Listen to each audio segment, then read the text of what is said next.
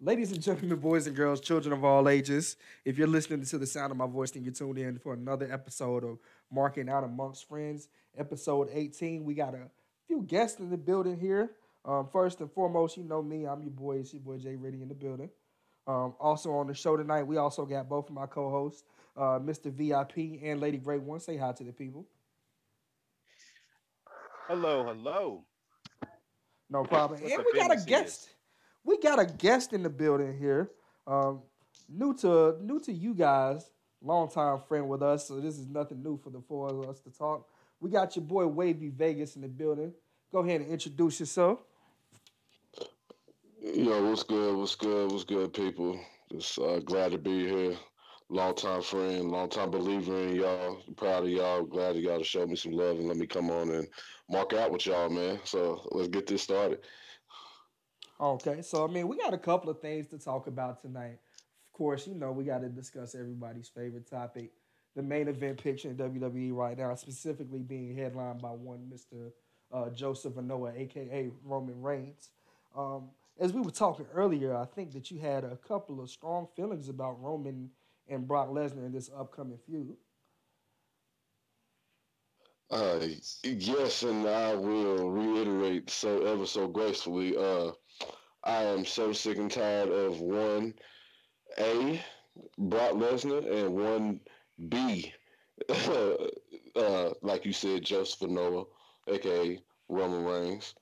Uh, but I want to let everybody know I'm not saying that I hate him as a wrestler or either one as a wrestler. Brock Lesnar needs to go. I am. People know that I am somewhat of a sports fanatic as well as a wrestling fanatic, and I don't like that he's being on the fence with both sports, as in wrestling and MMA. And with Roman Reigns, it is really time for him to change his look. He only needs to put on that vest when him and the brothers get together and form the Shield. Otherwise than that, he needs a new, cockier, more badass persona. And I think that that's it's starting to lead up towards that. So I do hate what they're doing with him as the big dog because that's kind of blasphemous to the Undertaker. But besides that, we're going to see what he does. So I mean, I've been thinking, this whole feud is heating up a little bit with Brock Lesnar and Roman Reigns.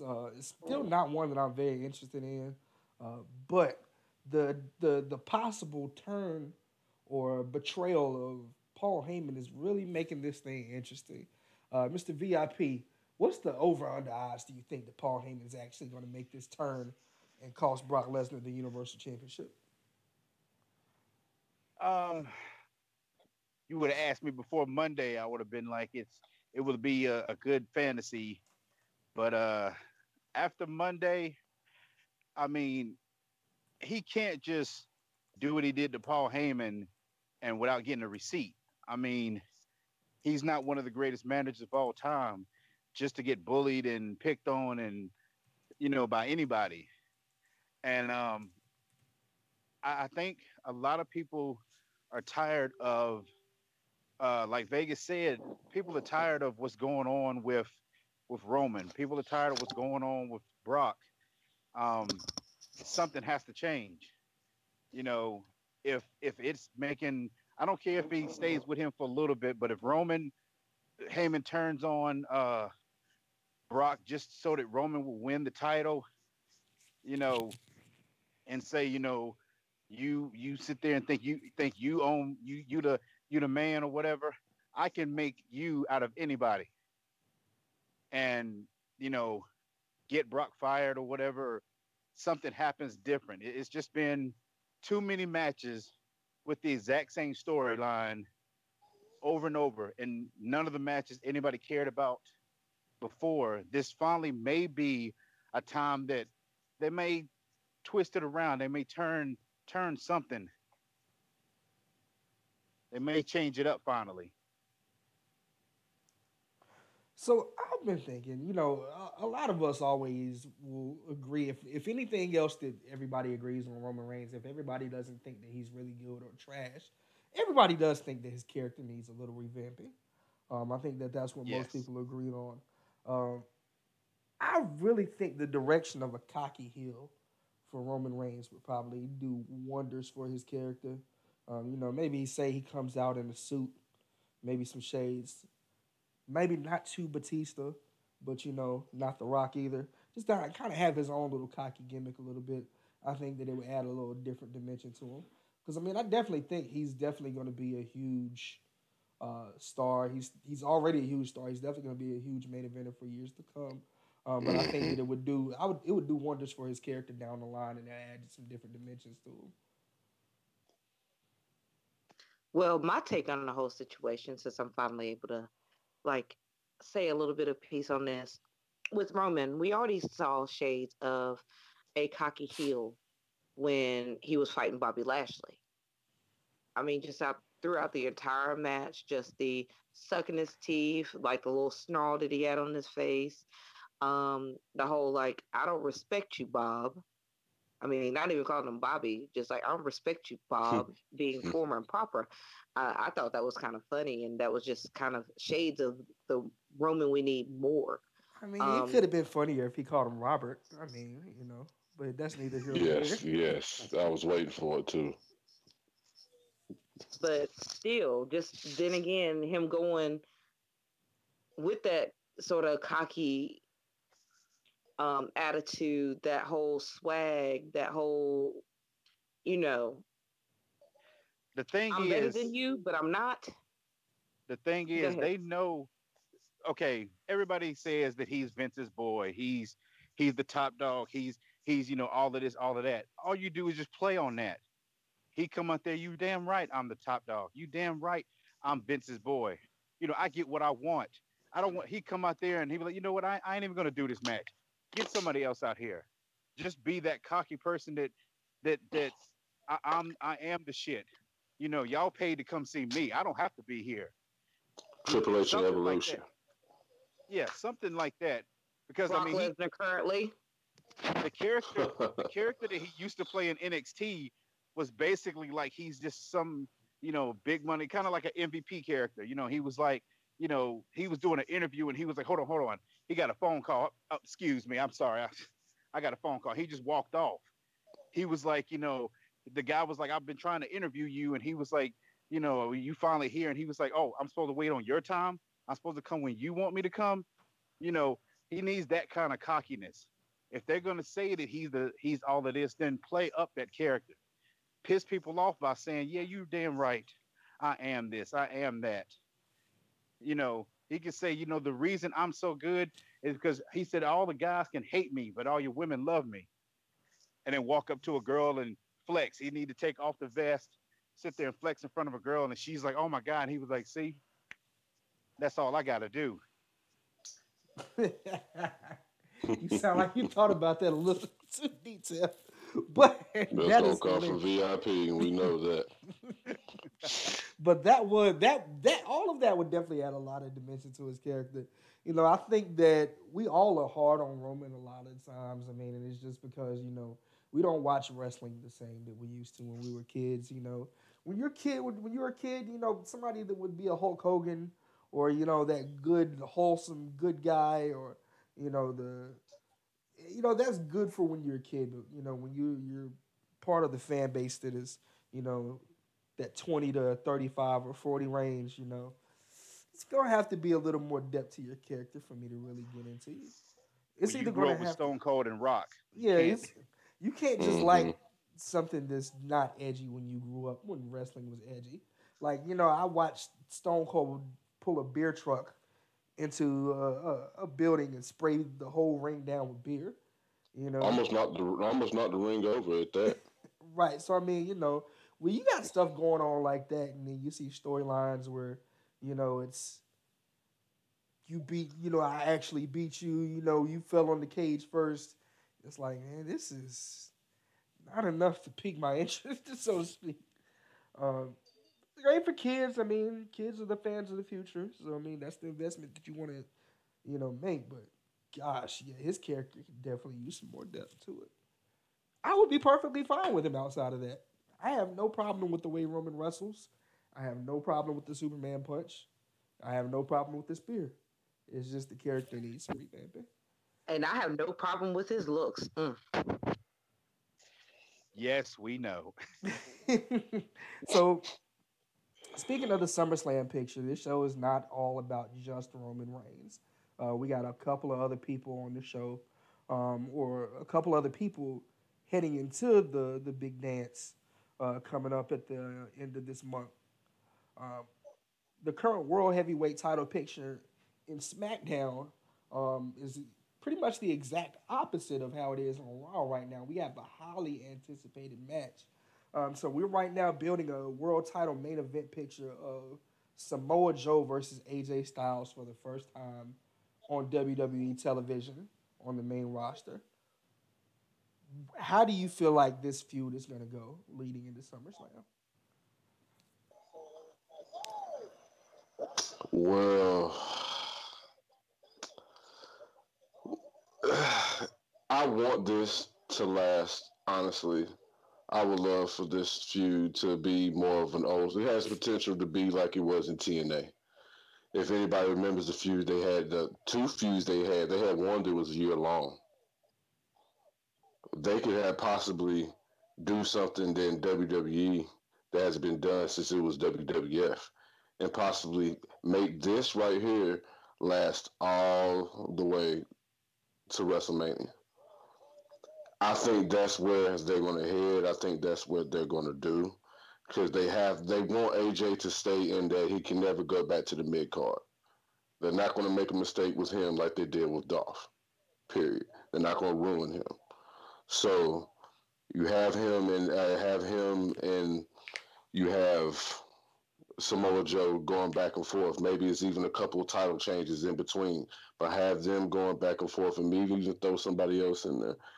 But I think on top of that, I think Samoa Joe is going to win. But this does have potential to actually go be the best storyline of the rest of the year, including going into next year. I can definitely agree with that. I mean, we were talking about before AJ Styles, versus Shinsuke Nakamura was the dream match. Well, the first night that I realized that Samoa Joe was getting drafted to SmackDown, this is the match that I wanted to see. Um, and it's not because we haven't seen it before. I mean, both of these guys spent a lot of time in TNA, in the Impact Zone, and we saw a lot of classics from these guys. But I wanted to see what level of performance they were going to put on WWE programming in WWE's style of stories versus TNA. We all know how great of a wrestler AJ Styles is. I mean, he's arguably the not only the greatest performer that's active right now. It's arguable that he's one of the top, two or three greatest of all time when it comes to ring performers.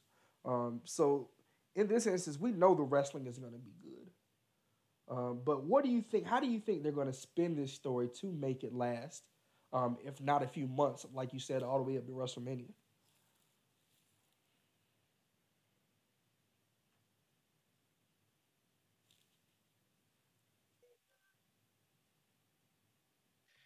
Um, there's so many possibilities. Um, right now he's talking about his family, and he can say that we've known each other for a long time, and I've spent holidays with your family and stuff, and I've talked to your wife a couple of times, and she says she loves everything you do, and she's so proud of you, but you know how much sometimes you're not there and you missing stuff or whatever. Um, he can go in depth. They have so much of a history that they can show pictures of them, in TNA. They can show pictures of them outside of, you know, WWE and say, how long they've known each other. And he can just say, I know, I know everything about you. I'm one of the people who can, I can beat you. There's no question that I can beat you. So there's so many different ways they can spin it. Um, it's just the fact that how they do it. It's just let them do what they can do, and I want them. I think both of them are going to bring the best out of each other. Well, I think that the way that it started out so far definitely made it interesting. Um, First and foremost, the way that Samoa Joe became number one contender is not like I've seen in any other situation. So we talked about the whole mid card picture doing an open challenge for the mid card titles. We've had an open challenge for the Intercontinental title multiple times, open challenge for the U.S. title multiple times. But they actually did an open contract signing with AJ Styles back on July 24th, um, to where anybody could have just came up and signed the contract and would have a guaranteed match at SummerSlam. So they throw us a curveball. James Ellsworth comes out there first. It seems that he's going to actually claim the number one contendership, and then he ends up getting fired, which he should have been fired a long time ago, and he never should have came back. But that's neither here or there. Samoa Joe just comes out of nowhere and puts AJ to sleep and signs the contract. That's an interesting way to start a number one contendership feud for a WWE title, especially with somebody as dangerous as Samoa Joe. And like you said, the way they started it was the way they did it, where they were showing James, showing him getting fired, and the next thing you go back to the ring, and Samoa Joe's on top of AJ. You're like, oh shit, what the hell just happened? And you're like, wait a minute, that's Samoa Joe. He's attacking AJ, and it just, it was a complete surprise. And oh my God, this is who they're going to have fighting AJ.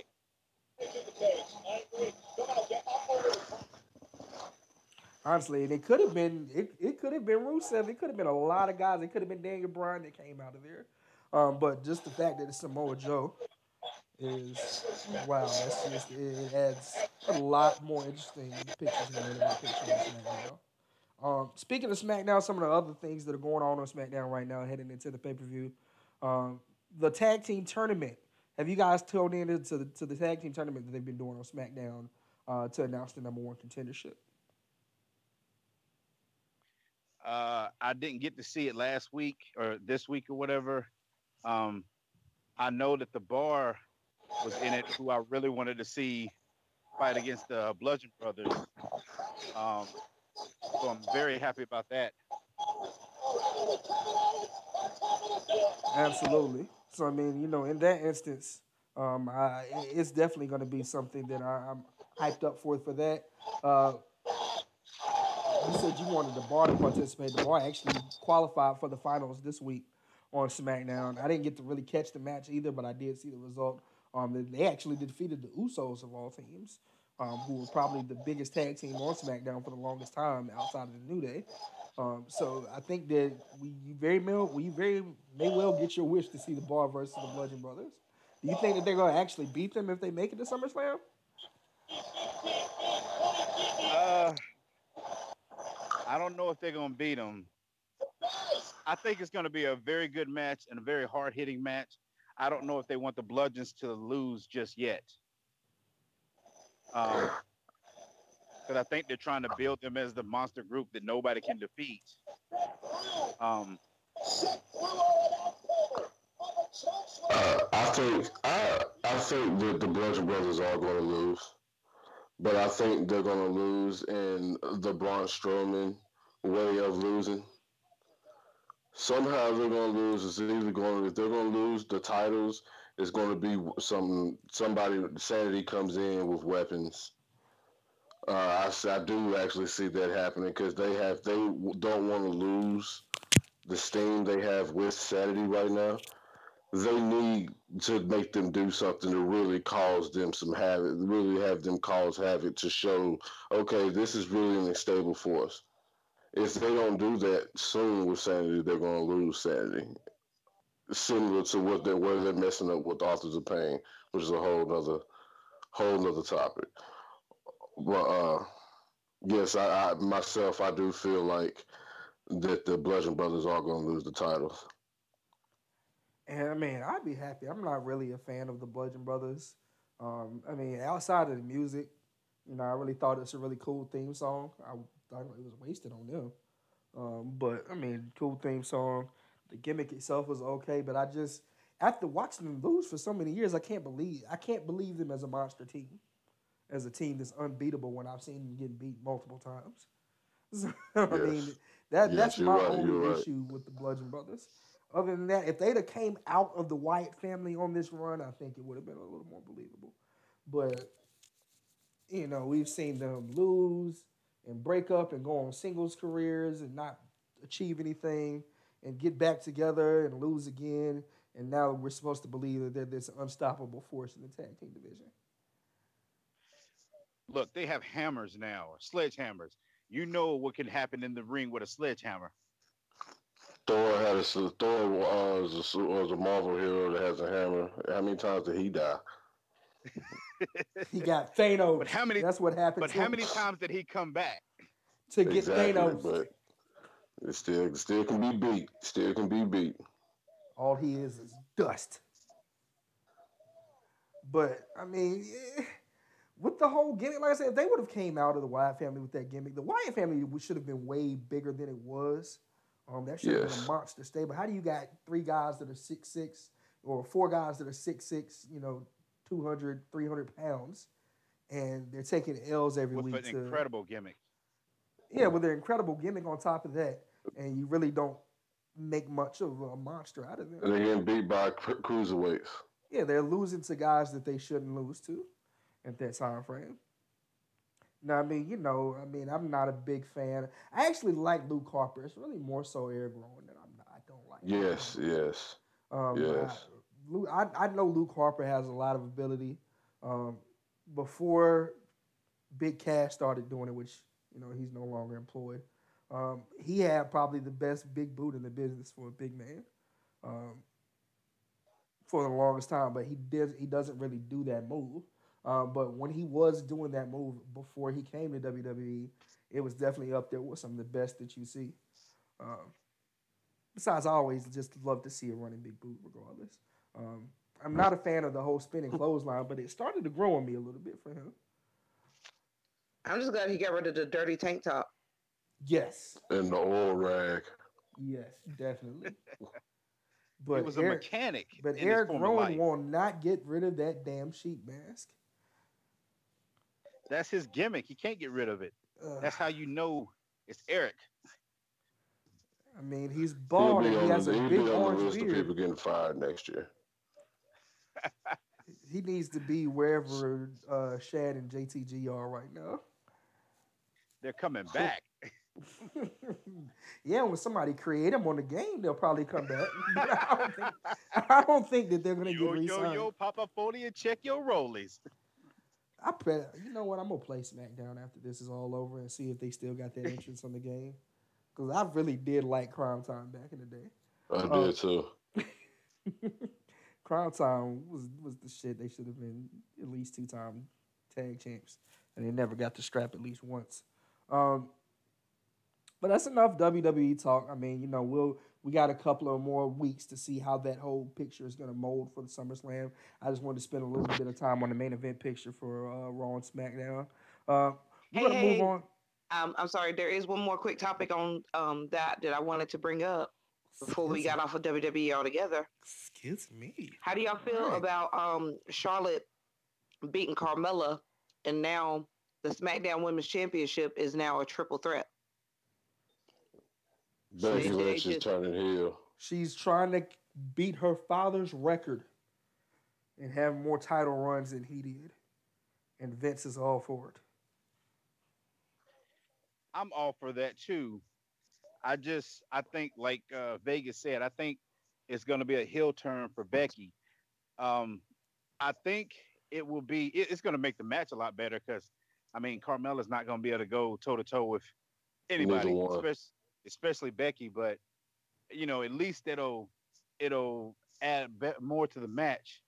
But I think this is going to be a heel turn or something is going to happen because the next feud has got to be Becky and Charlotte.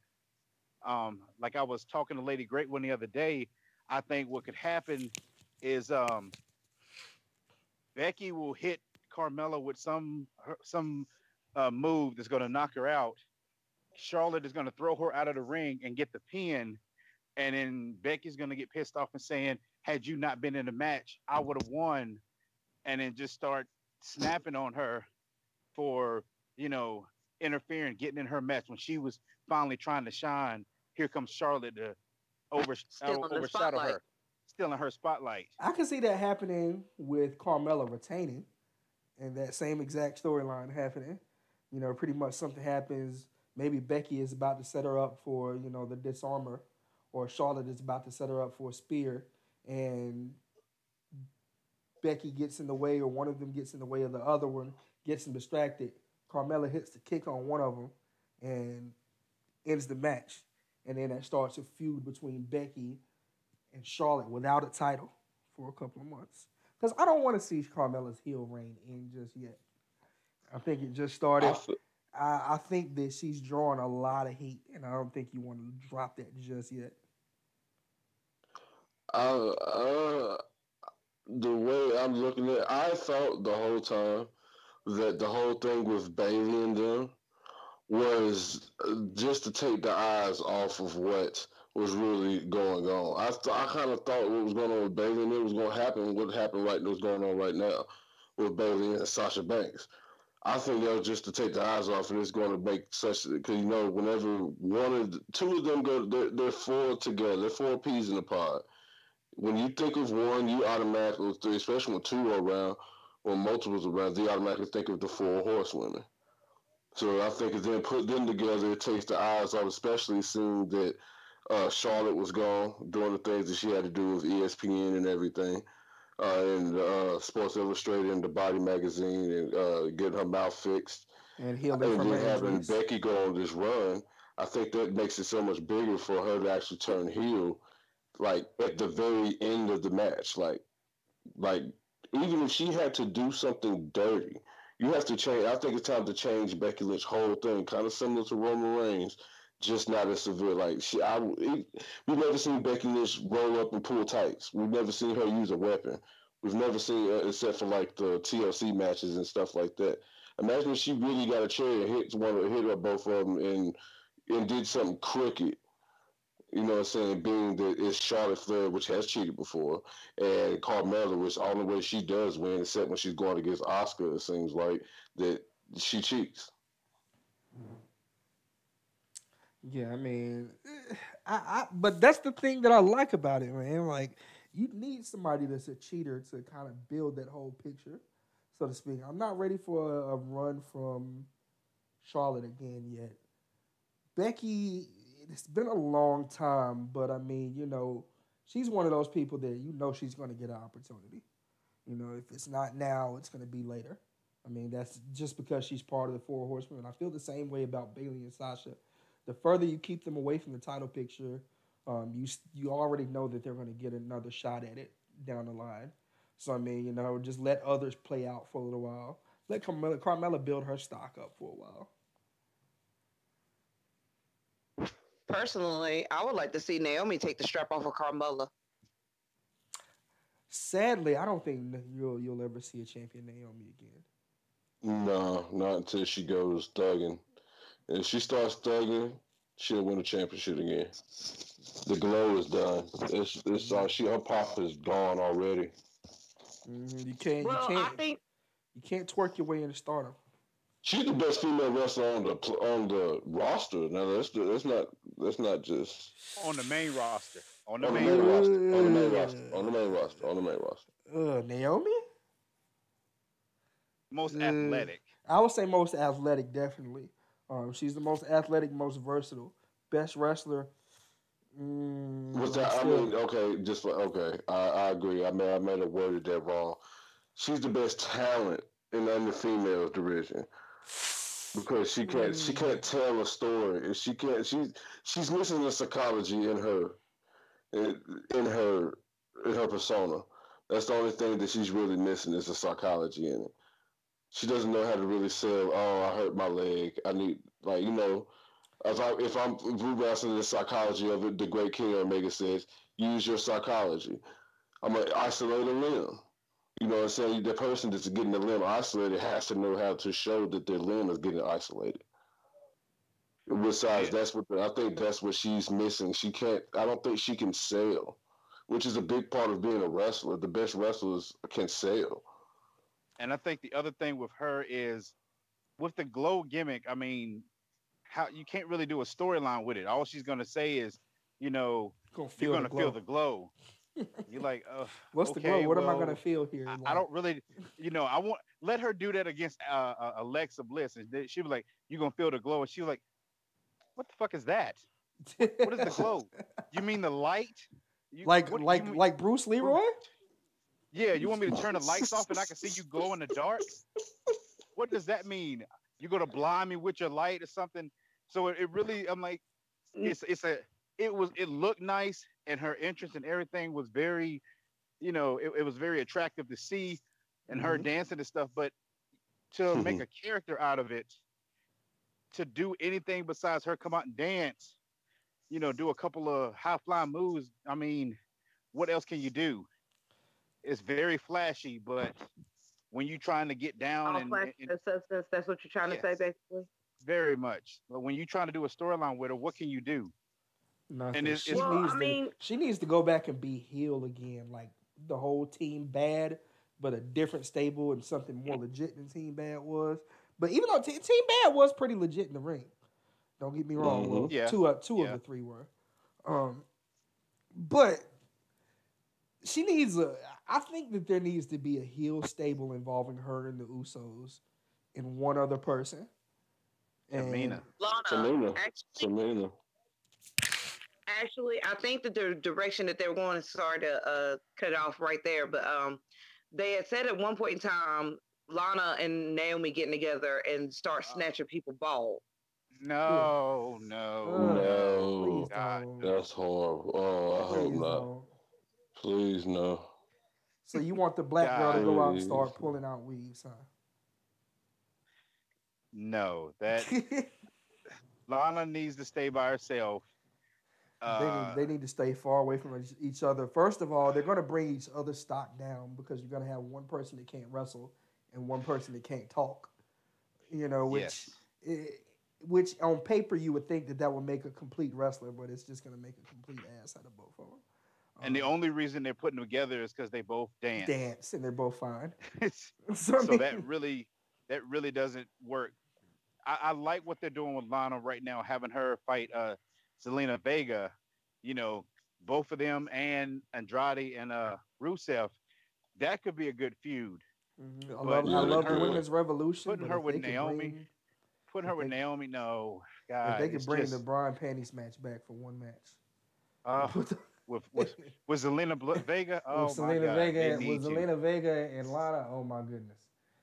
Bring I it don't want to back. ruin the women's They would revolution. never do that. And me I having a love daughter, women's I would wrestling. never want them to do that because my daughter watches wrestling, and I would True, never Hashtag want them to turn them into divas again. true. hashtag Because it is Brian all Panties. about empowering. It is about empowering women at the same time and little girls.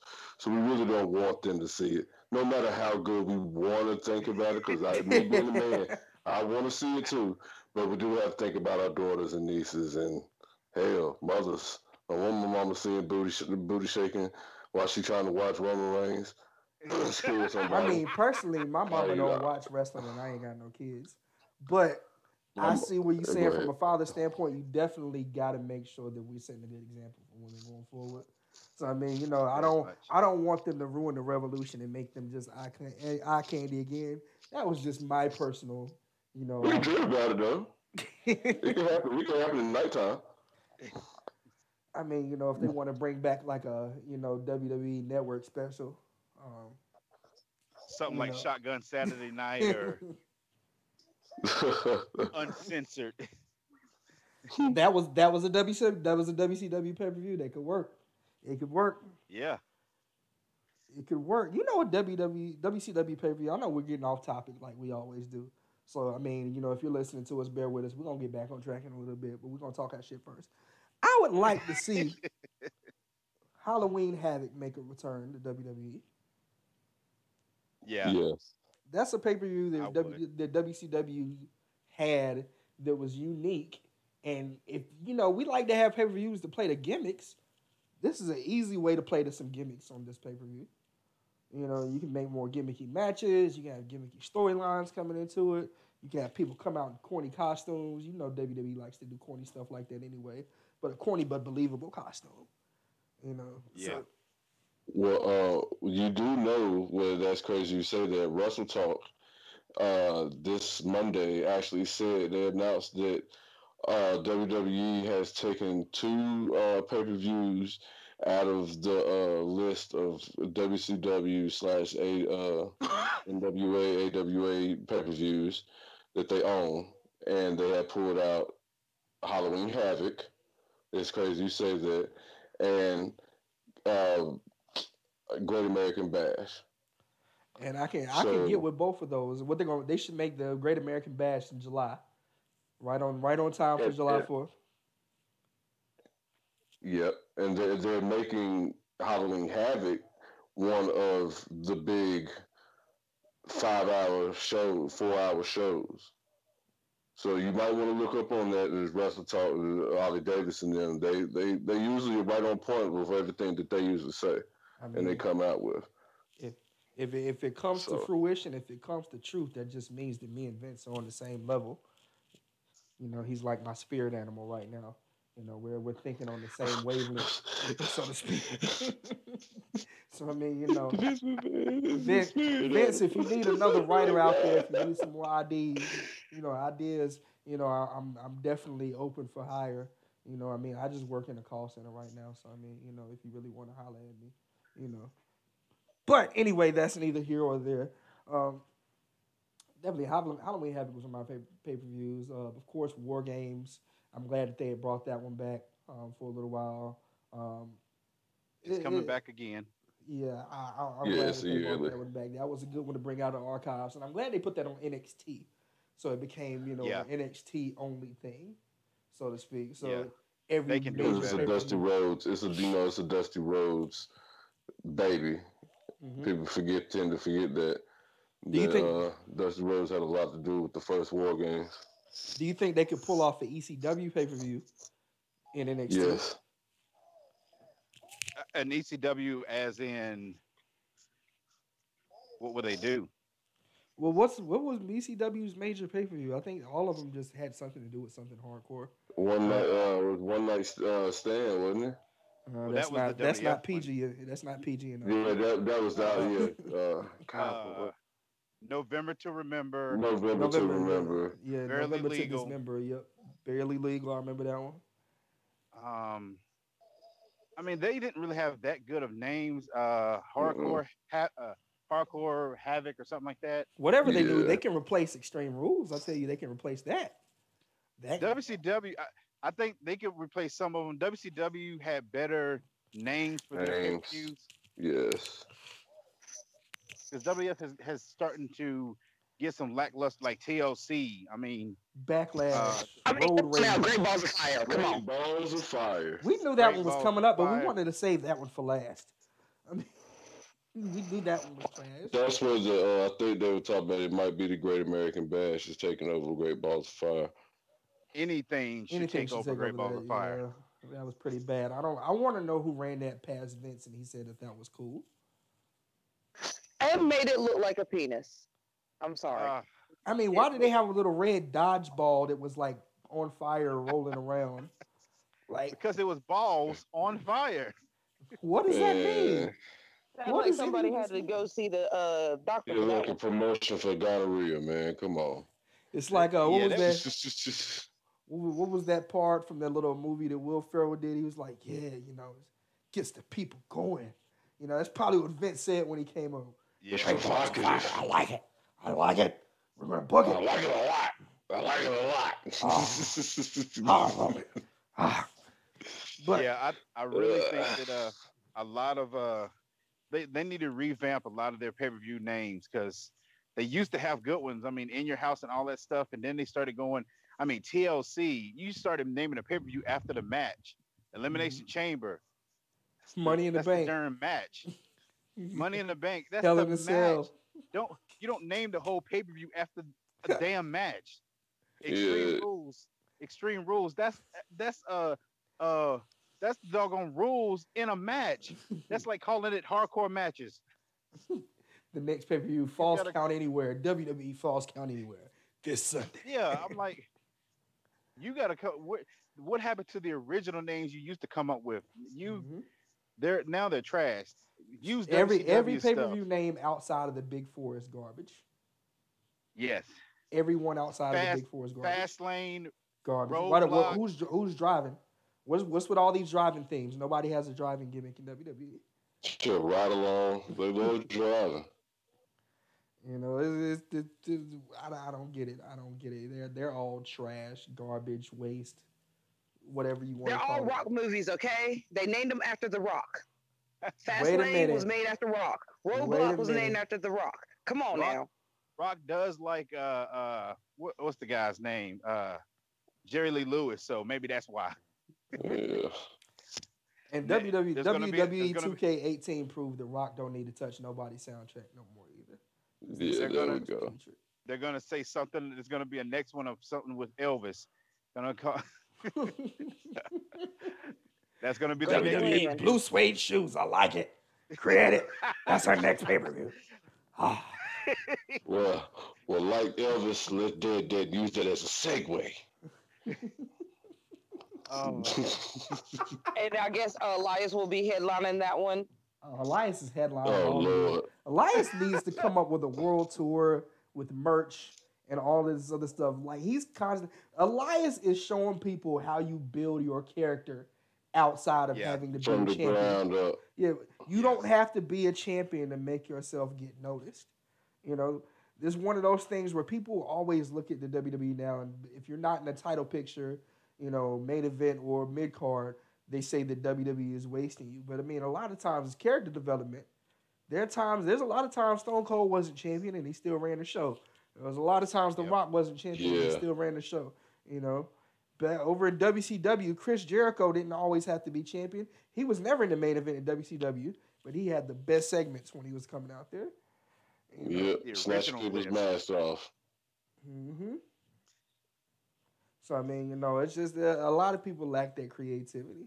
But that's, you know, we went on a tangent. Like I said, we get off topic a little bit. That's just part of the show. You know, as Batista would say, deal with it. But next part of our show, we're gonna hop off the WWE train. We may come back a little bit later. We want to discuss Chicago's All In. So Chicago All In, we actually talked about this a few months ago. But back then, we didn't really get a chance to discuss it with Mr. Wavy Vegas. So now he's on the show. He's got a little insight to add to it with us. We're going to discuss a couple of the matches that we have going on. One of the matches, well, the only match that was announced first was the NWA World's Heavyweight Championship, Cody Rhodes versus Nick Aldis. We already discussed, you know, Nick Aldis, if he loses his title, Cody Rhodes. If Cody Rhodes wins, this is the first time that a father and a son have been NWA champion. So pretty much, I think that you can go ahead and count that in the column as a W. Plus, to avoid the fact that he's one of the ones who's running it. So Right. Right. So one of the next matches that was announced, or the next match announced, and I know Lady Great One is really a fan of this one. So we're going to get Kazuchika Okada versus Marty Scurll.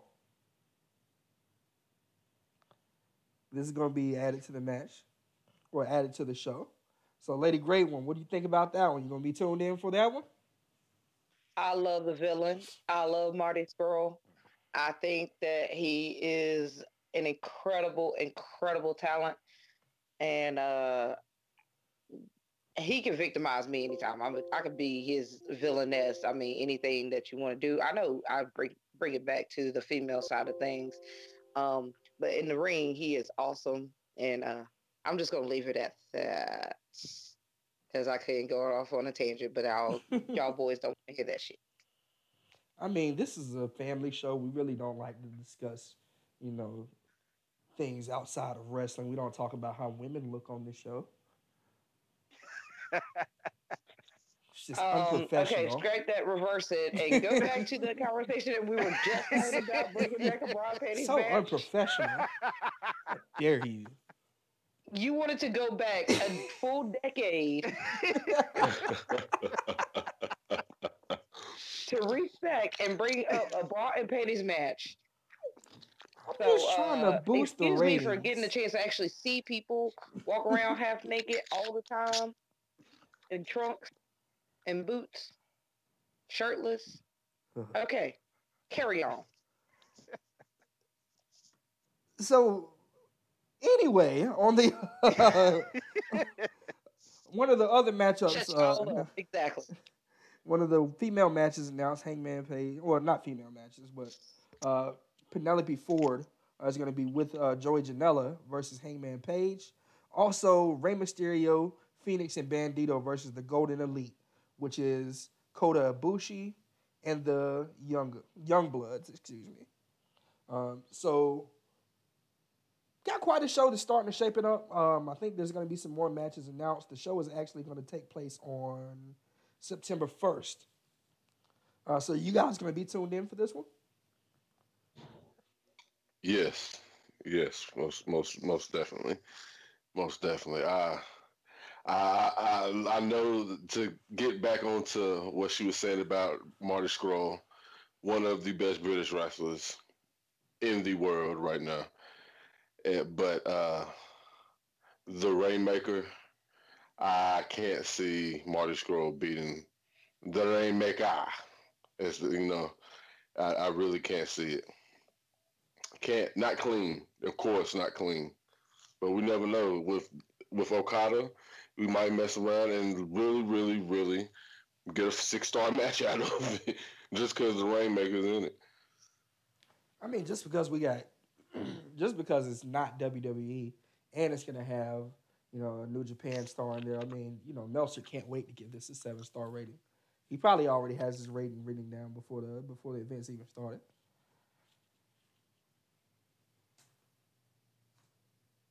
I completely agree with that because we all know Meltzer has an incredible, insatiable thirst for New Japan, and then you throw Ring of Honor into the mix, so he's just already oozing 10 stars, 10 stars, 10 stars Oh yeah, everywhere. yo, I his mean, like, infatuation is worse than Vince and Big Sweaty Men.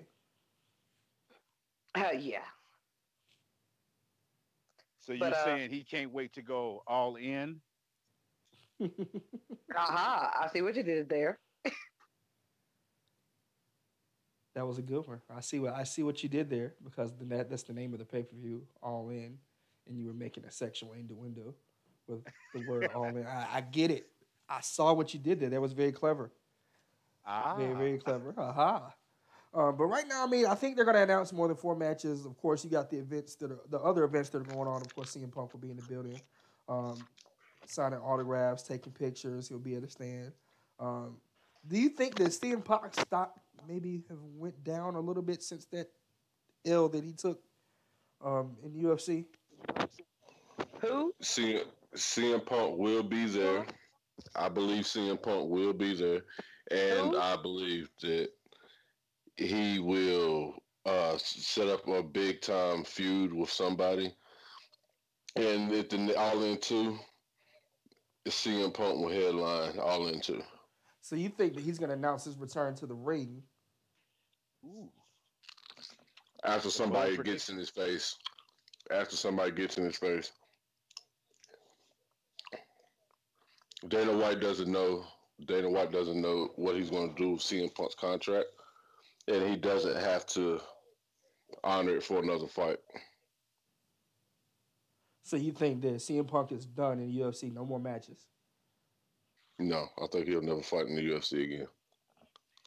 Dana White had said that after his first match, he didn't want him to fight again, so he ain't had that much faith in him anyway.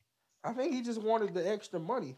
I mean, Of honestly, course he did. CM Punk was a big name, so I mean, if you can get Still that is a type big of name. yeah, if you can get that type of a draw out of not even main card style match, you know, then you're gonna bring in a cash cow. So I mean, that's the only reason I think that they're keeping CM Punk. I mean, he sucks in real fighting. I mean, we're just gonna go ahead and put it out there. I like the guy. I know he has a lot of super fans, and a lot of people actually believe that he's the best in the world, or was the best in the world. But I think honestly, he's one of those people that probably needed to get his ass kicked a couple of times. You trying to say he need to be humbled? He definitely needed to be humbled. I think that when he Personally, I would love to see the belt collector come and humble him. For those of you who don't know who the belt collector is, I'm talking about A double Austin Aries. okay, because I don't watch Impact. Is he on Impact now I or was Ring of about to Honor? say. I was about to say. Wait, I've heard that before. He isn't. Yeah, he isn't signed. He's on a appearance per appearance contract. Their champion But is he's per their champion. appearance. God, That TV. gives him the freedom to go out and collect belts all over the world. And I love to see him show up at All In and take CM Punk out and But he prove that he is truly the best in the world. but he can't get off a pre-show in WWE. I hate to say it, but I think Austin Aries, even though he's a better wrestler, he'll take that L that day.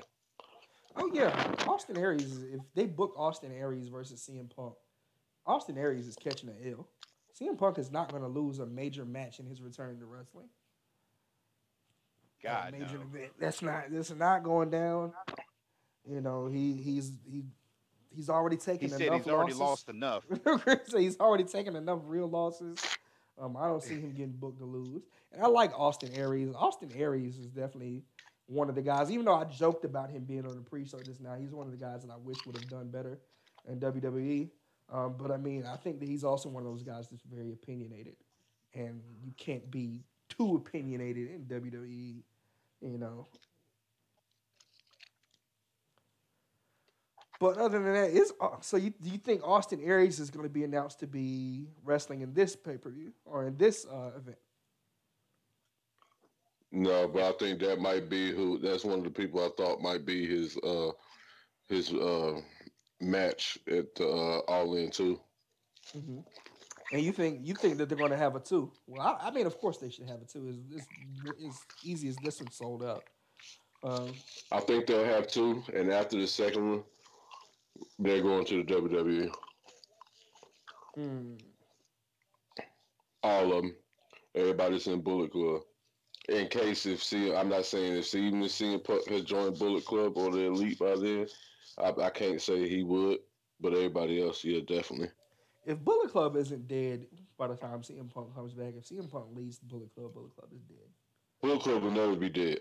Bullet Club is dead. Bullet Club will never be dead. Tama Tonga said Bullet Club is dead.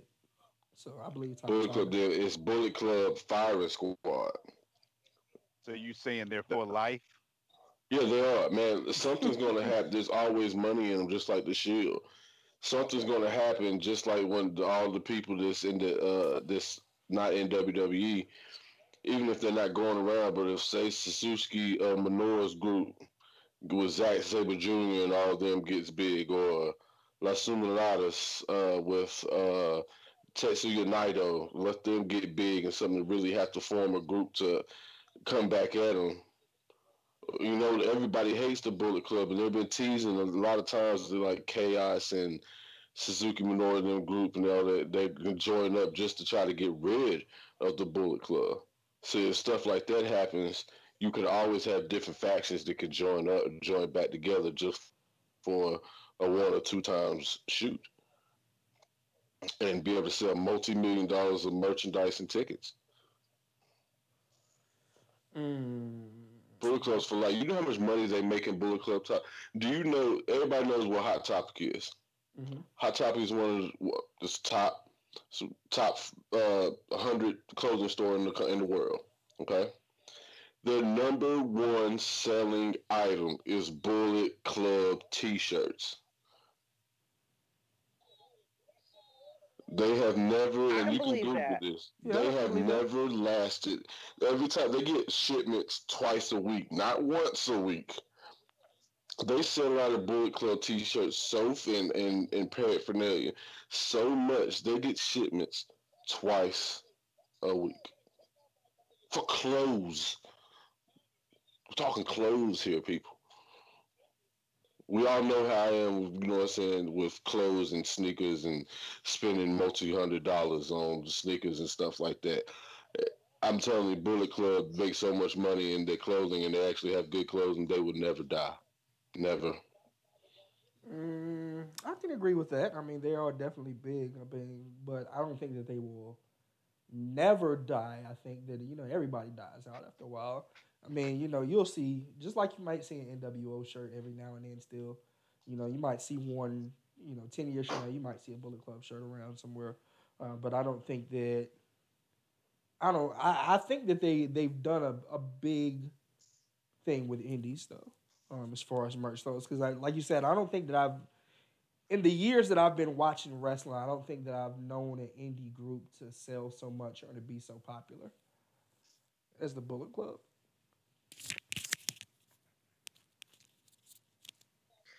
The Bullet Club is one of those things that I don't think is going to go away anytime soon. Uh-uh. Because there's so many people who can lead. There are so many different factions of it. I mean, you can have different leaders. You can break it down, have different squadrons, kind of like NWO Red and Black, or whatever. Yeah, it was Red and Black. Um, there's just too many options out there and too many people who can keep the Bullet Club alive, no matter what promotion that they're in. I mean, I even if you get um, the Young Bucks, Kenny Omega, and to rejoin with the boys or the club, sorry, not the boys, but join back with the club and Finn Balor, then okay, that'll be one part of it. But still, in another, a completely different promotion, you have Cody and other people. And then in another promotion, you have um, Tamatanga and other people. I mean, like, they could take over wrestling, period, just by having certain members of the whole Bullet Club being in different promotions.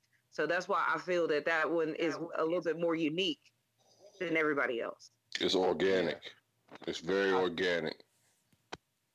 yeah, like you said, I think what's making them so big, one, because of the wrestlers that are in it, and the fact that they can go to so many different promotions, and so it's not just them all in one promotion. They're in four or five different promotions in four or five different countries, Mm-hmm. and that keeps they can have a storyline going here, storylines going here, storylines. I mean, they got storylines everywhere, even in WWE. Even if they don't use the whole Bullet, but they're still Bullet Club. So I think that's what keeps them, Mm-hmm. going. They like what happened with the NWO is you try to put everybody. It was one company that you try to throw everybody that was good or some people that wasn't good into one faction, and to where that faction had more people than the company that you was supposed to be working with. So NWO had more and better people than the actual WCW. So who was going to stop them? Mm-hmm. The only thing that can stop them is them destroying their sales. But the Bullet Club has, a few members here, a few members here, and they're all over. They're constantly fighting all over. They're constantly, Ring of Honor, Impact, WWE, New Japan. They're all over. So it constantly makes them be able to Mm-hmm. change, get new members, have And different factions. because they It have so keeps it. many, oh, I didn't mean to cut you off, but because they have so many guys that are huge over here, in America, especially in this age that is digital, they've been able to draw a lot more attention from America onto New Japan, which New Japan was Yes. already big, but now you got probably all time highs of viewership, for their episodic shows that they have from America because of the And Bullet I think Club. that's one of the like you said. I think that's one of the reasons why New Japan are trying to come over here more. They're trying to start some shows in California. They're starting to do more stuff for Ring of Honor because the Bullet Club has helped to uh, broaden the scope and bring a lot of people who may not have watched Japanese wrestling. Now they want to see it because of the stuff with the Bullet Club, Hmm. And I and mean, it doesn't hurt that. think about what it's done for the guys that are there or that are in WWE. They got Yeah. revitalized through the Bullet Club. Finn Balor. Yep. If it wasn't for the Bullet Club, people would have probably never seen Finn come to WWE. If it Yep. wasn't for the Bullet Club, AJ Styles, who everybody had forgotten how great he was after he left TNA. He went back and proved how great he was in the Bullet Club, and it put him back on the map when he came to WWE. You know, Luke Gallows fell off the In the face of the building. earth. Fell off the face of the earth when he left WWE. He goes to Bullet Club and teams up with Carl Anderson, and all of a sudden, it builds him back up. And it makes you think about some of the guys who had been doing this before it really, really exploded on the scene in America. Like what could have happened if something like this started when they were big. Guys like MVP.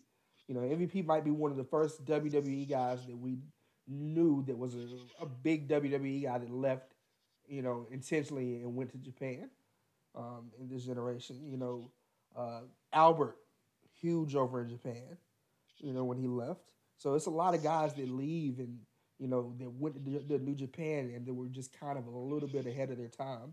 Imagine what it could have been with these guys, and if they had Vader. Of course, Vader. And Vader was already huge. If Japanese wrestling had gotten big when Vader was at the peak of his powers, so to speak, he could have been way higher on the all-time great list than he is.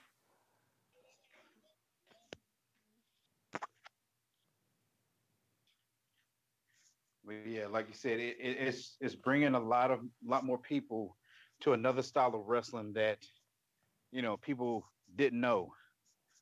So that always helps.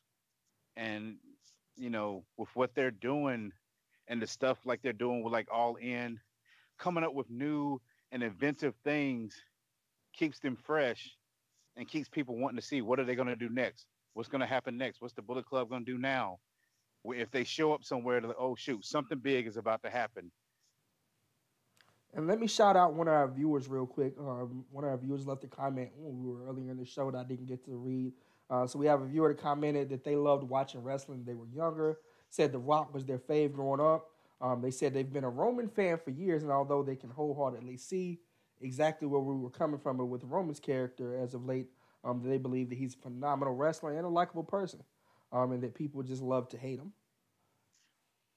So Very shout out to true. our commenter there. I can definitely agree with you on that. I think that I won't say phenomenal wrestler. I never will say that Roman Reigns is phenomenal because when I start saying phenomenal, there's only one person that comes to mind, and that's That's so situation. true. AJ Styles.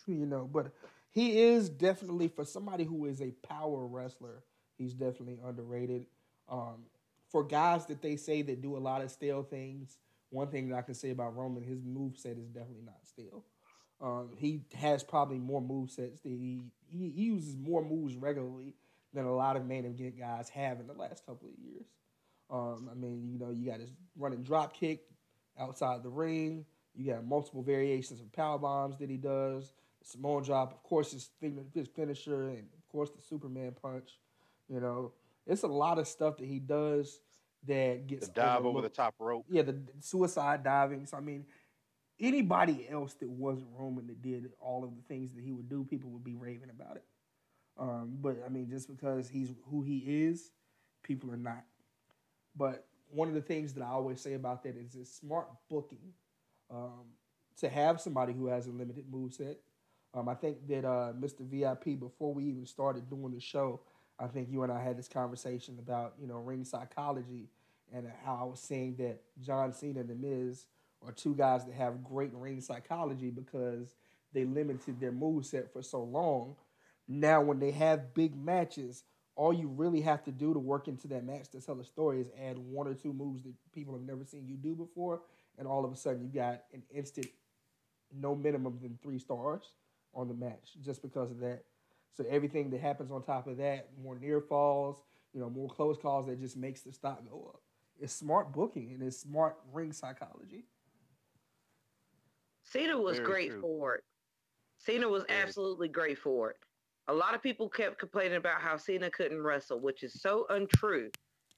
But when you come out of nowhere and pop off a springboard stunner, when Cena popped off and pulled out a drop kick, you never saw Cena used to do a drop kick. Then all of a sudden he did a drop Hurricanrana. kick. Hurricane, a German suplex off the second rope. Yes. Yes. So I mean, he that's all he really has to do. He gets a big match against somebody who everybody thinks is could wrestle circles around him. He pulls out one big move, instant classic. Everybody's mouth dropped. Like, did he just do that? Exactly. So, I mean, ring psychology is something that is greatly underappreciated.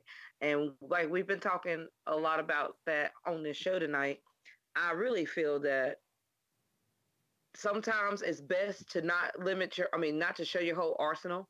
And that was something that Alexa Bliss had actually talked about as well. If you watched her on Table for Three, I did. because of the fact that she's a heel character, that she can't do a lot of the moves and stuff that she wants to do because her character does not allow her to do it. And a lot of people nowadays do not understand that. You know how many times I've seen people say that she can't wrestle, and I was like, she is a heel, and a true heel doesn't do high flying moves and jump around and do moves that make you cheer for them.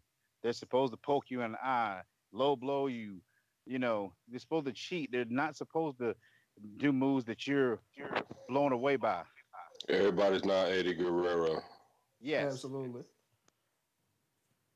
And Eddie Guerrero didn't but even do that at the peak of his powers in WCW. I like saying that. That's gonna be a new phrase, by the way.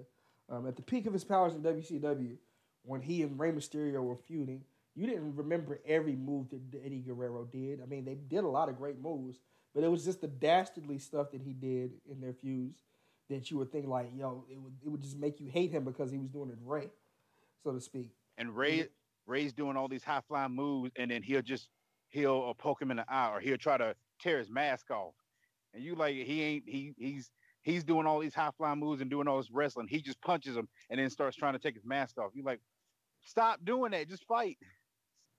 But that's what he's supposed to do. I think the one problem with Roman I have, and it's probably just because he's fighting Brock, is just the repeated trying to go for the spear, the repeated trying to go for the Superman punch. Superman punch. That's the only thing I don't like. When you just have a match and you just constantly just try to do those two moves over and over again, just like Brock doing the suplexes, and he's doing one move or trying to do one move over and over. That's the only thing I don't like when Roman does that. But other than that, when he's fighting normal and doing all his moves or doing a certain set of moves, and then he'll bring back the drive by or something, stuff like that is good. mm-hmm. Well, a lot of that blame also falls on Brock. Yeah, yeah. That's what I Uh, said. That's what I said a lot. I said, when he fights Brock, it's usually because Brock too lazy to do anything else. Um, but that's the problem. I mean, it would change people's minds if they went on and actually tried to wrestle, and Brock actually wrestled like he used to, and then Roman could wrestle him like he does everybody else, and they put on at least a decent match. I think it would change people's minds. But it's like they're already hating the match, and then you're gonna just keep doing suplexes and keep doing spears and keep doing Superman punches. I'm like, you're just egging them on. They already hate the match, and you're not doing anything to change their mind in the middle of the match. You're just doing the same stuff that they're already hating. You could say the same, like you said before, you could say the same thing with Cena, but as soon as that big match happened, he's pulling out moves you haven't seen him do, and you can boo him all you want. They can say, let's go Cena, Cena sucks, but the same people saying he sucks or going, oh my God, did you see that? And they're cheering and going crazy for some athletic move he does, or when he picks somebody up that's like 1,000 pounds.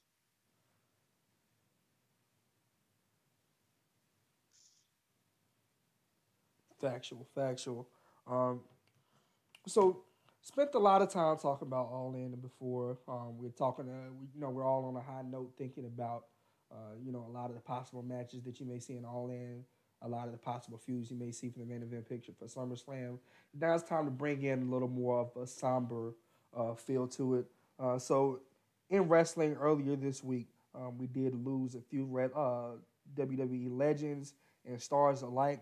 Of course, we know that Jerry Lawler's son, Brian Christopher, aka Too Sexy, actually hung himself in prison, which came to a shock to a lot of people. This is not something that you would expect, but it goes back to something personally I've talked about recently. You never know where someone's mental health is. Um, how did you guys take that when you heard that happened? Actually, I heard a completely different thing. He did not hang himself in prison. I was told that he had been involved in a crash in that police chase when he took off on um that DUI charge, and he got taken off of life support, not that he hung himself in prison. So I'm still very unsure about the actual nature of the death. And I know that there is an autopsy probably pending on this. But either way it goes, I'm not saying that either way was correct on this, but it's just sad because you never do know somebody's mental state, regardless of if he went off and hung himself in prison or if he drank too much, got into a chase, and then like ran off the road and into a pole. Regardless of how he died, it still saddens me to find out that he did pass, because I knew he had been having some issues and it has been well documented, and it's a big loss for the Lawler family. And I hope that Jerry is in a good place right now, like mentally himself, to have to deal with losing his son. So rest in peace, Grandmaster Sexay, aka, you know. Um, yeah, like I hadn't heard. I think what I'd heard was that the crash and stuff that happened before, that was like the reason he was in jail. And then in jail he tried to hang himself. They found him, took him to the hospital, and was trying to revive him, resuscitate him. He wouldn't. He didn't come back in. Supposedly, like when Lawler got there, they kept him alive long enough for him to kiss him goodbye.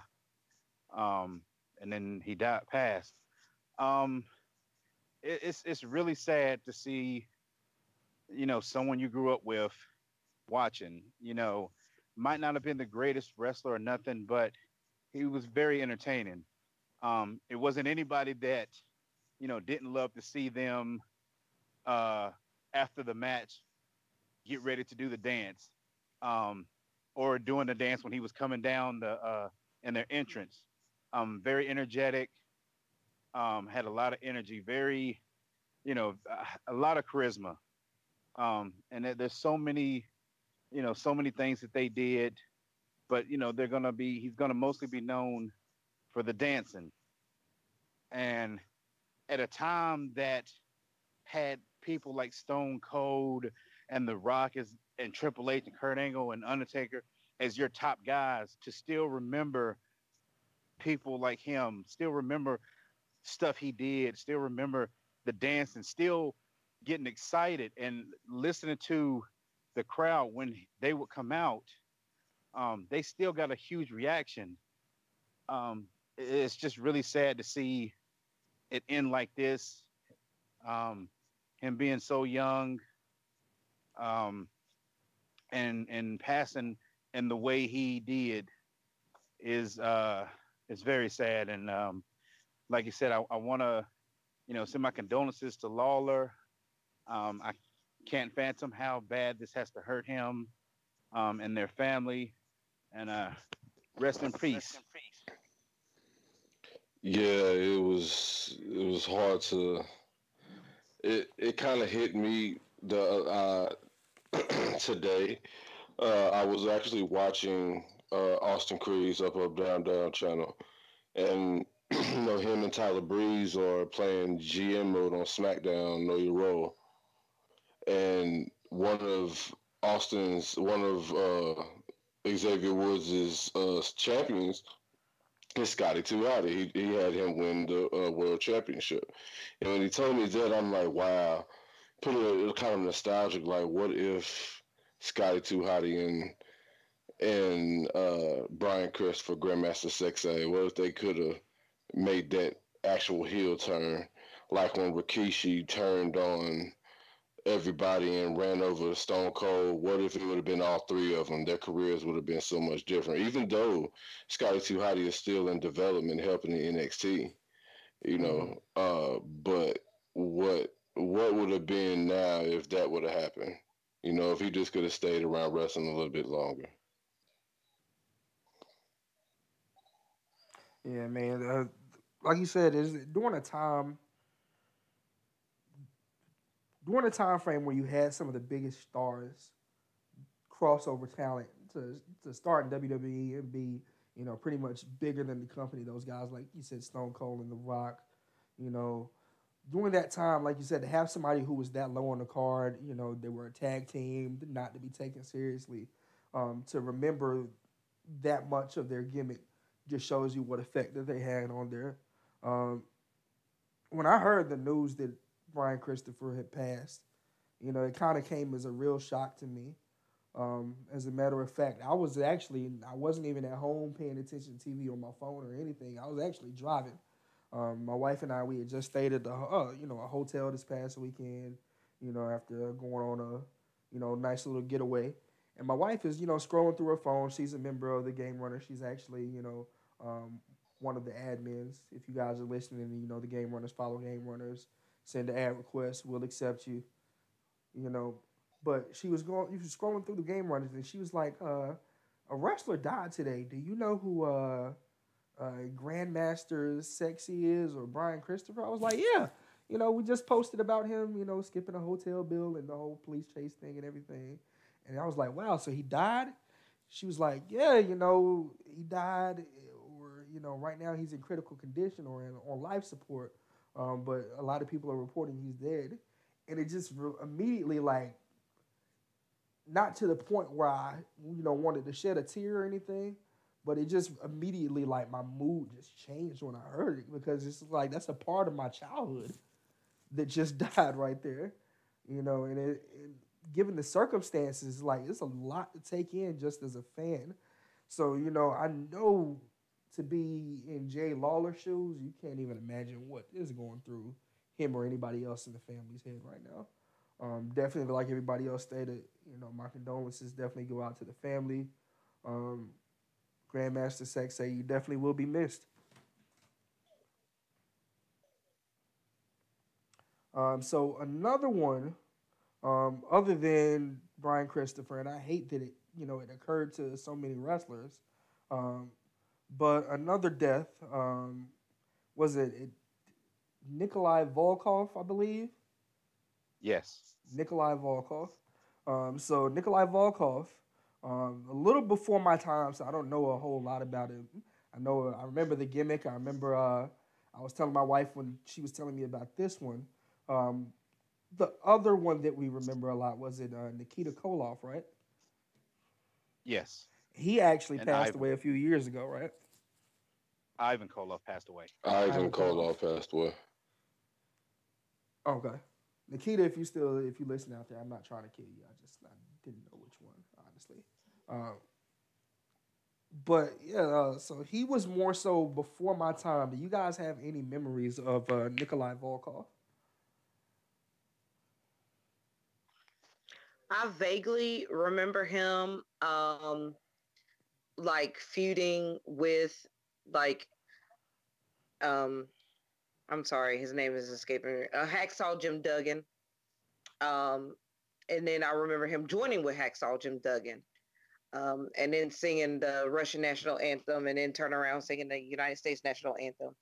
But I know I'm probably the older of the members here. So it's still like bits and pieces that I have, and is mainly from just like looking at old videos and stuff when they showed his video package in his memoriam. Then it's like, oh yeah, I do remember this as a kid growing up. I was very, very young during this time, so I don't really have too many memories. But once again, a legend has passed, and so I send out my condolences to his family as well. Rest in peace. Um, yeah, like they said, I knew of him, but I really didn't know of his matches. I remember him um, doing the singing, and that's mainly what I remember him doing. And I think that was later on in his career.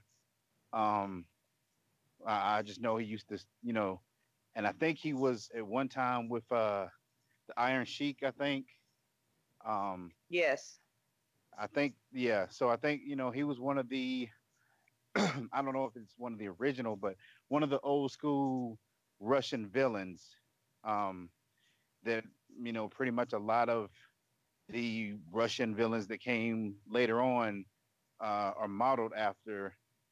Um, but like I said, I don't really remember that much about him.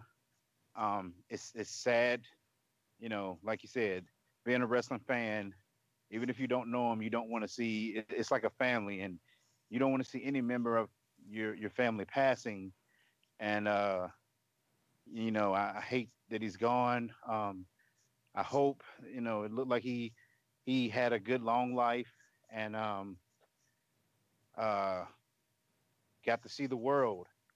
So I want to send my condolences and rest in peace. Definitely. And then one other, I mean, they always say death comes in threes. This was another one that was kind of before my time, so I didn't really know much about this one. But also uh, former Memphis Wrestling Association or champion Wrestling Association champion Brickhouse Brown also passed away this week on the same day at the age of 57.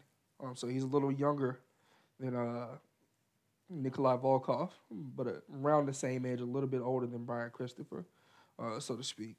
Um, I was just reading up on some information on Brickhouse Brown, and it's kind of ironic that Brian Christopher passed. He and Brian Christopher passed at the same time, as once again, evidently Brickhouse Brown was a huge star in Memphis back in 1987. As an African American wrestler, he actually defeated Jerry Lawler for his first championship for the AWA Southern Heavyweight Championship. So that's just one piece of information that I found about him, just reading up on him. Did any of you guys ever know anything about Brickhouse Brown? No, I think I might have heard the name before, but that's like I used to have these magazines that had like named, thousands of wrestlers. I remember his name being on there and probably read like one fact about him. It might have been the fact you just said, but I've never seen him wrestle or anything or knew anything more than just hearing that name before. But I still want to say rest in peace Isn't to he the him. first? Isn't he, not to cut you off? Sorry, VIP, but isn't he the first black champion in America? I'm not In the south, sure. not in America, I mean in the Southern Territories. In the Southern Territories, Um, if I'm just not mistaken, he was the first black champion in the Southern Territories. We all know Ron Simmons is the first major black championship world champion. But over the territories, if I'm not mistaken, stop, not mistaken, he was the first champion, yeah. I mean, it all was African American. it was There around was that a there same was time frame because he actually was he didn't start to the 80s, so he was around that same time frame as Ron Simmons, maybe a little bit before that time frame. Like you said, he wrestled in a lot of the territories. I actually just looking up some more information on. He's actually before WCW was WCW World Class Championship Wrestling. He was actually World Hmm. Class Championship Wrestling heavyweight champion as well. So he was the WCWA Texas Heavyweight Champion. okay. So Yeah, I was about to say I don't know if he's the first because I know Bobo Brazil was another big African American champion um, back in the day as well. Um, but it's good, look him up and see what else, what little facts we can find about him. yeah, I mean, Know a little bit more about him. yeah, I mean, just looking at him right now, I mean, this is black excellence. This is definitely a pioneer for black wrestlers in the industry. And I kind of feel bad that I really didn't know much about him before, he passed, so to speak. I mean, he wasn't on the level of Hogan or anything like that, but just in a in a form of entertainment where you don't see a lot of black champions, even in this day and age, it's always refreshing to see somebody, succeed like that. Very true. All right. Well, I don't want to spend too much on a somber note. Definitely rest in peace to all three of those superstars. We are actually running into the end of the show here. So, Wavy Vegas, definitely great to have you on the show.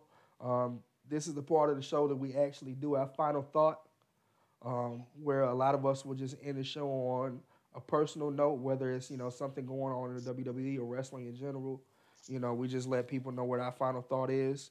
So just personally for me, my final thought is not going to be wrestling related.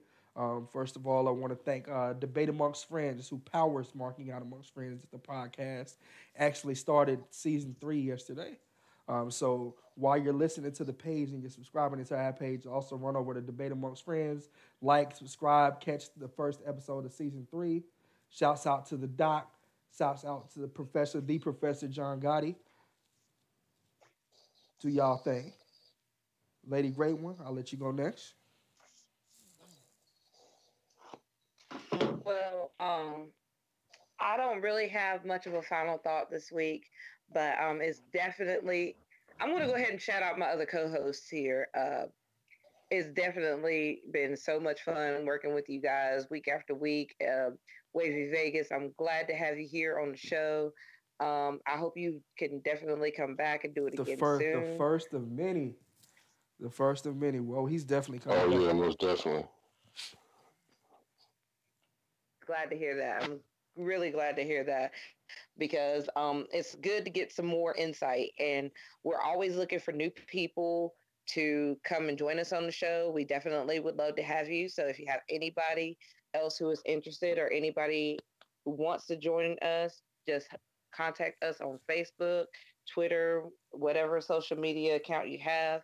I am Lady Great One, spelled LDYGR, and then the number 81 on Instagram. You can holler at me on Twitter as well with the same name. Catch me in the Game Runners. My name is Toya. You can find us in that group right there. I'm one of the admins, so I'll be more than happy to accept you. But please, thank you for joining us, and would love to have you. And hope you come back again next week. And that's my final thought. All right, Mr. VIP. Um, yeah, I'm kind of like Lady Great One. I mean, I just I enjoy the show. I love doing this every week. Um, it's something we've been talking about for a long time, and it's fun to do it with your family. And no matter what's going on throughout the week, just getting to relax, spend time talking about something you love. Um, and I'm enjoying the world out of this. So I'd like to thank everybody for subscribing. Thank everybody for listening. Thank all the co-hosts, and everybody have a good night. All right, and that just leaves you, Mr. Wavy Vegas. Go ahead and close us out. What's your final thought? Well, my final thought is twofold. It's family. We're gonna start off with one of the Bullet Club OGs, Tamatanga. Just so everybody knows, he went and started his own faction, as in the Firing Squad. Mm-hmm. Which is an entendre. He's talking about two things: firing the old people that wasn't really family and looking out for everybody as a whole, and bringing in family and people that he knows really going to look out for him. So in a way, even though it is a quote unquote show, it just has real life aspects to it, as in what going into now. He is having the best success of his life, and he's having the greatest time of his life, bringing his little brothers in, actually having his father come unretired just to become a faction, a part of the faction, the Firing Squad.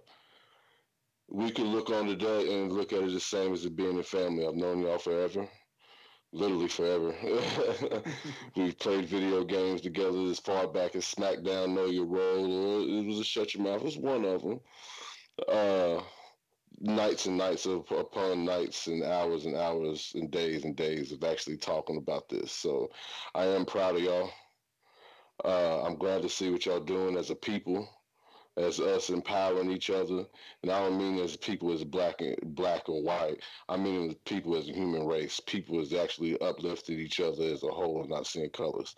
So I'm proud of what y'all doing, and I hope to be a part of this further. And if y'all welcome to have me, I'll have me on. You can have me on anytime. Just let me know, and I'll make sure I clear my calendar for y'all. So that's my final thought. No doubt, no doubt. Definitely, once again, great to have you on the show. Great show, everybody. Love, the topics tonight. I'm ready to do this again next week. Ready to wow our listeners out there. And if you guys are tuned in, it's been another episode of Marking Out Amongst Friends. Marking Out Amongst Friends, episode 18, out.